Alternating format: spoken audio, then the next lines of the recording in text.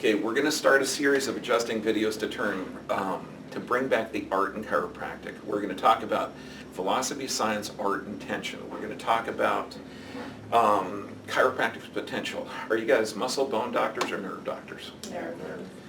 Oh, thank God.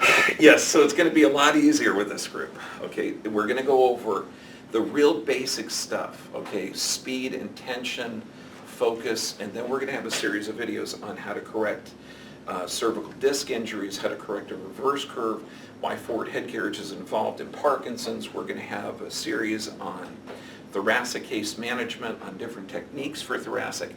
Do you guys want to adjust to a severe osteoporotic person? Yes. Yes would be the answer. Yes.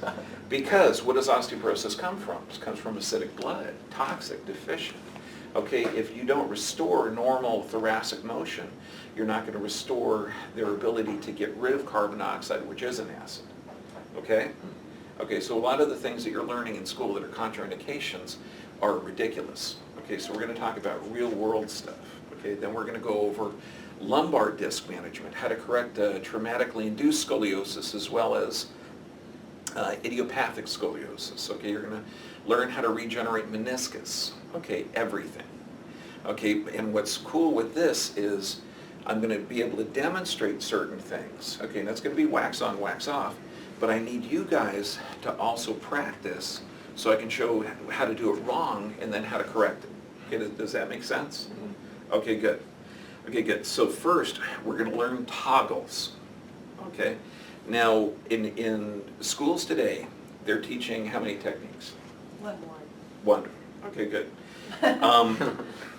Now, one technique is like, it doesn't work for everyone. Okay, when I was in school, we learned Thompson, full spine specific, Gonstead, sacral occipital technique, Cox technique, and extremities.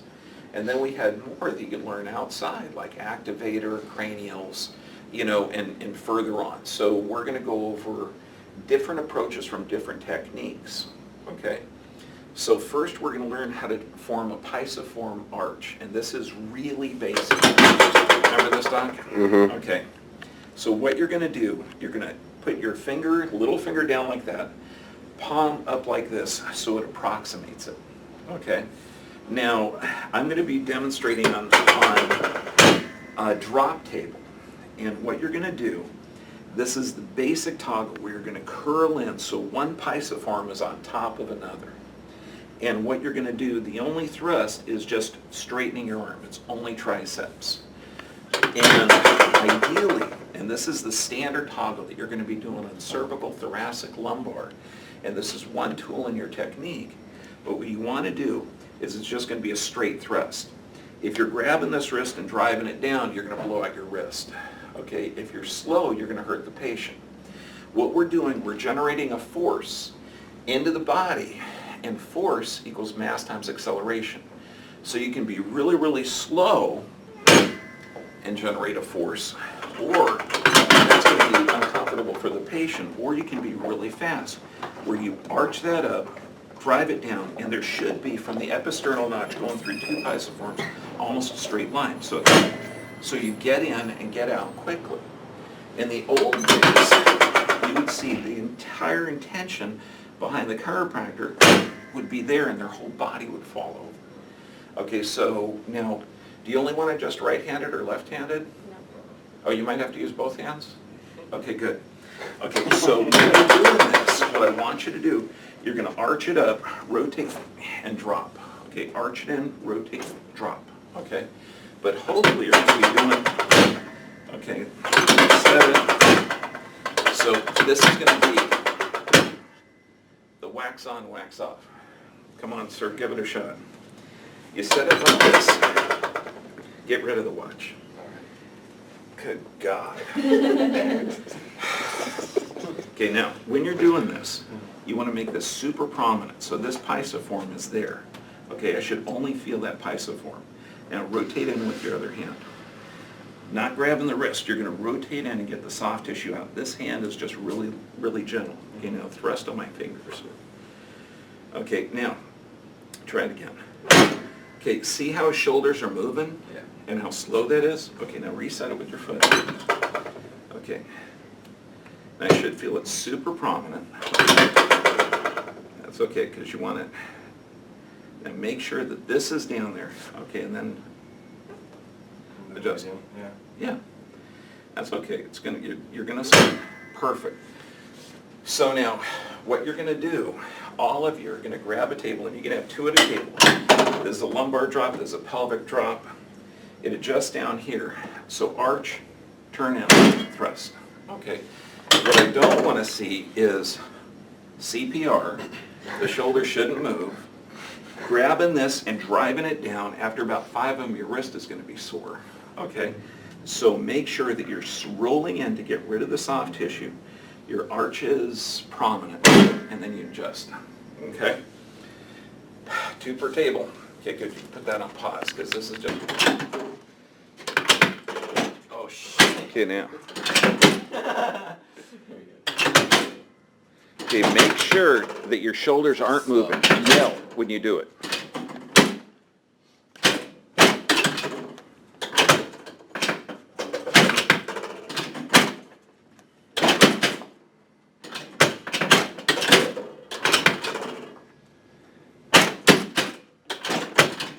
Doc, my hearing must be going.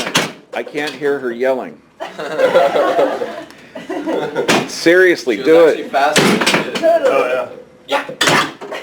No, faster, louder.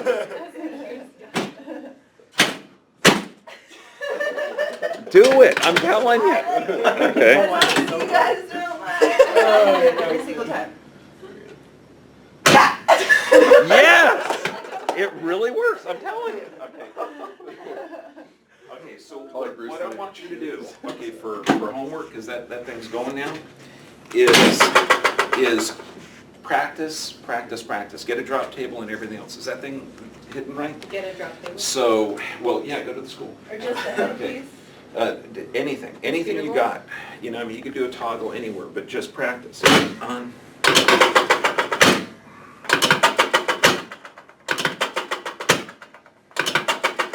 Have somebody watch you. If your shoulders are moving, you're not doing it right. If it's CPR, you're not doing it right. If you have trouble seeing your hands, you're doing it right. Okay. Okay, the way you're going to utilize the toggle is virtually on everything. The way you're going to use the side posture is virtually on everything. So if you get the standard left convex lumbar, right convex thoracic, and even the cervical thoracic junction can be like a left convex. Okay, what you're going to do, you can preload the joints by having the patient turn their head. So if you have this patient turn their head, now let's say they have a rotation to the convexity or to the outside, to the right side. If they turn their head to the right, what do the spinous processes do? It preloads it, yeah. It moves it back towards the line where we need to go. Okay, so that's going to be like the only time you're going to use proprioception to your advantage. So if they turn it this direction, you're going to be using a toggle in this direction at the head of the table, going straight down. So you'll actually be hooking that with a pisiform and driving it down. SP. That SP contact's always better because it's a long lever. Mm-hmm. But let's say that you're on the convex portion, okay, and all the SPs are working on this one. Then you're going to do the articulating pillars or the transverse process. If you're doing the lumbar on this one, and let's say you have a rotation of the convexity and it's left, you're going to have your hand down, so you're going to drive down in that fashion. If they're rotated on the concave portion, you always want to be on the convex side because that's your force loading. You're going to be on the mammillary process. So the only difference is the hand position for here for a mammillary, here for spinous. And you're going to see when we go over lumbar case management, you're going to be tractioning it, you're going to be driving it down using the drop table, you're going to be doing a side posture, you're going to turn them over, you're going to do an A to P lumbar where you're rotating the spine over in that direction, and changing or doing adjustments in 3 or 4 different positions is going to have a radical effect on proprioceptive firings. Okay, and then you're going to get some amazing corrections. Okay, but we'll go over all of that on each class. Right now, it's just wax on, wax off. Okay, good. Away from using these, okay? And so this is something that's got a little, like a plunger on the inside. And what we would do at practice, get your pisiform set, roll in, and if you drive it correctly, it's going to go straight down. If you drive it incorrectly, it's going to go off to the side. So it's kind of a good way to practice. Okay, where you go in. We actually had a human body in there before that was just an upper torso that had a pressure sensor, and it had a little like ticker tape. And what we would do in Tri 7 is we would test people. And if you had a really good straight line, which means you got in and got out quickly, then you passed. You didn't pass. So here, give it a shot. And this is going to help you too. Get used to making that pisiform more prominent. Beautiful, incredibly slow. This is the Tai Chi toggle. It's not therapeutic, but what's neat is... so I feel how it... Exactly. So this is going to be more refining. As we go through, you're going to find out why I'm telling you to not torque the body or anything else, okay?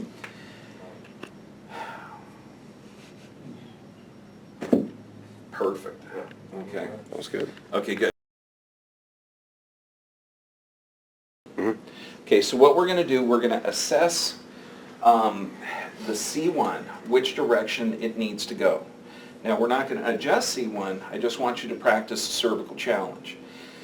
And this is ideal because I get calls from patients around the world and I say, get your neck checked, have them do a cervical challenge, and guess what the answer is? How do you do that? What's that? Yeah, drive me crazy. Okay, so what you want to do, before you touch the person up here, because every time you touch them, you're changing sensory input into the brain. So if you're going in and palpating like this, you're going to have a false reading. I'm doing it now because I'm not going to actually adjust her. Okay, so what you do is you check the leg length. You line up the butt, middle of the knees, feet, and you push in on the heels and you look down. You have to get your head in alignment because if the feet are like this or like that, it's going to be not accurate. If you're pushing up so hard that you can move the body, see how the whole body's moving? That's incorrect as well. Okay, so you want to line up the body, line up the feet. Hopefully you're doing it with the shoes on. It makes it a little bit easier.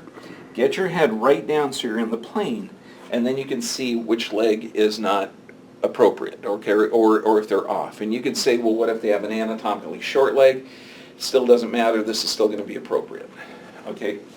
Then you come in and you go right along the suboccipital area, and she has an increased in tone on the left side. Now what I'm going to do, I'm going to guess that it's posterior. I'm going to apply about 1 pound of pressure in the direction I think it should go. Okay, so what I'm doing, just for 4 or 5 seconds, and I'm using about a pound of pressure, then I come back here, and the legs, bummer, they're even. Well, I was kind of hoping it'd be off. But what's also cool, because I want you to go through an experiment with this, I happen to guess right. So also guess wrong. I mean, she's a student. And who are the people on the planet that have the most messed up spines? Students. Yeah. Chiropractic students. Yeah, so let's mess her up. So what you're going to do, you're going to hook the transverse process of C1, and I'm going to pull it in an anterior to posterior direction. So I'm actually moving it backwards from what her body just told me it should be. Okay, so I'm hooking it and applying pressure from the front to back. And then I'm going to check back here. Sure enough, absolutely horrible. Wow. Okay? I know. Thank you. And so what I want you to do is break up into pairs and feel just your hands are going to go along the occiput. You're going to look for an increased tone. Okay? First you're going to line up and check the leg length. And you're going to apply pressure in the direction that you think that vertebrae should go. And if it makes it worse, try the other direction. Okay, if you don't see a change, because it could be posterior, it could be anterior, it could be lateral. this side could be increased in tone, and it could actually be the opposite side. So start looking. I mean, the other office that I worked with, we had three-dimensional upper cervical x-rays. So it gave you a little bit more detail, but they don't have digital three-dimensional upper cervical x-rays. My first chiropractor that I studied with was an ASBE doctor, Applied Spinal Biomechanical Engineering. And we did 13 views of the upper neck area using 1200 speed film. So every office should be focused in on this because that's more than a little important. Hey Doc, Okay. will you explain when you push the atlas in the proper position, how it evens out the paravertebrals, evens out the pelvis? Because that, I never heard that. So- That's brilliant. Okay, good, thanks. I forgot. This is why it works. Yeah, so that means I don't just say "cuz." Okay. Well, you don't have conscious control of these muscles. They increase in tone under proprioceptive firings. Okay, so if this is subluxated or putting increased tone or changing proprioceptive firing, it is going to increase the tone of this muscle or this side. You know, it's not going to be side specific, but there's going to be an asymmetrical firing of this. Since this connects down here, if this is increasing the tone, it can actually change the shape of the pelvis. So when you decrease the tone, it's going to change the tone of this. That's going to change the force loading on the pelvis, and that's going to change the leg length. Okay, so I mean, to just go over it, if you've got some change in proprioception, because this is not moving C1, this is changing brain function. When we're practicing the toggle, that's not moving a bone, it's changing brain function. You guys are nerve doctors, not bone or muscle doctors, okay? Would you ever want to relax a muscle? No. Not until you find out why it's firing. Good. It won't hit you. Okay? So understanding that we don't have conscious control of those, that they increase in tone depending on your view of your body's position in space or proprioception. Okay, does that make sense? Was that a good explanation? Yep, that's good. Okay, good. Okay, so this is a cervical challenge. And the question is, okay, let's say you assess it, you find out that it's good, you go in, you set the toggle, you turn in the appropriate direction, set it down like that. Did you get it? I don't know. Let's check. So what you do is, you do the post check to see if you made the correction. Now, if you hear a pop, did you do an adjustment? So you know. No. No. Good, because where do chiropractors live? We live in the paraphysiologic range of motion, okay? And what are the ranges of motion? And this is important you understand this. We've got active, right? We've got passive, which is more. We live paraphysiologic, okay? But you're only there for a fraction of a second. So here, go face down. So what you're going to do, after you've assessed, okay, after you've adjusted, okay, because you want to make sure that this thing is set, what you're going to do is do a motion check. Okay? You're going to get back here, check your leg length, and say, okay, now watch. Don't move your head yet, okay? I'm going to say turn your head to one side. I don't care what side or anything.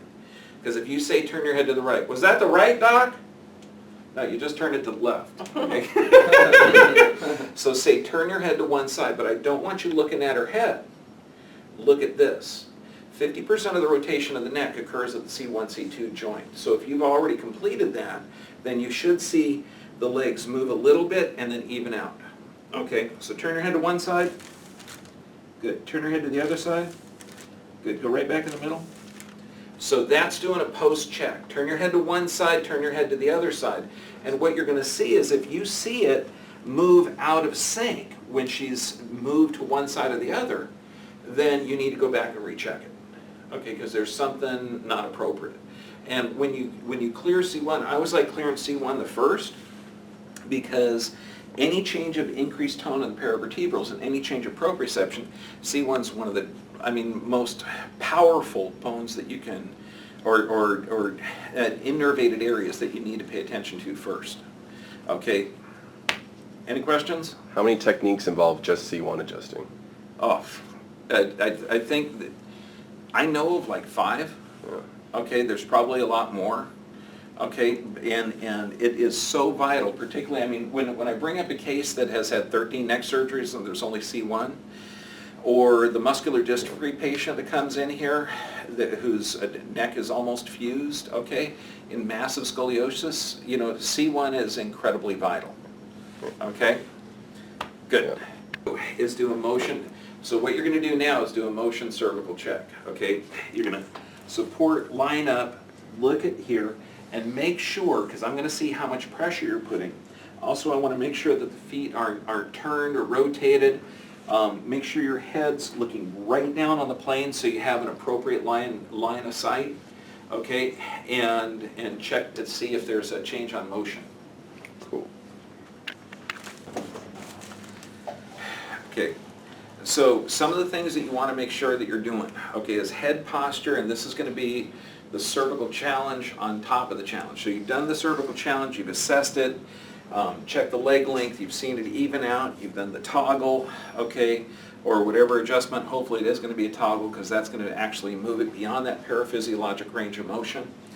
When you go to recheck, make sure, now watch his head. If I push up too much, see his head move? Yeah, that's putting too much sensory input into the body. So make sure when you're checking the leg length that you're right underneath. So your thumb is right underneath where there'd be a heel. Okay, and you're putting just enough pressure to put this shoe, because right now it would be really long. Right there it would be shorter. Okay, so you want to have that shoe up tight, and then you want to have your eyeballs right straight over, so you can see if the feet are like this, okay, like that, or even, okay? But make sure when you put in that you're not pushing up so much that his head's moving. Okay, and I'm telling that is good pressure, that's not. So there's only about a half a pound of difference there that you can mess up, okay? Now the question was brought in, what if it's a tight calf? What if it's, does a tight calf indicate a posterior ilium? Well, no. There's a lot of different factors, okay? And when we go over the biomechanics of the foot, the intrinsic muscles of the foot, how that is essential, but also when we look at the muscle ratio of a normal calf and pathologies that can relate, and then if you have a flattening of the foot, does that indicate that there may be some compression in the low back? Absolutely. So there's a lot of different factors down there. We're just going with the real basics. Okay? Okay. Any questions so far? Okay, good.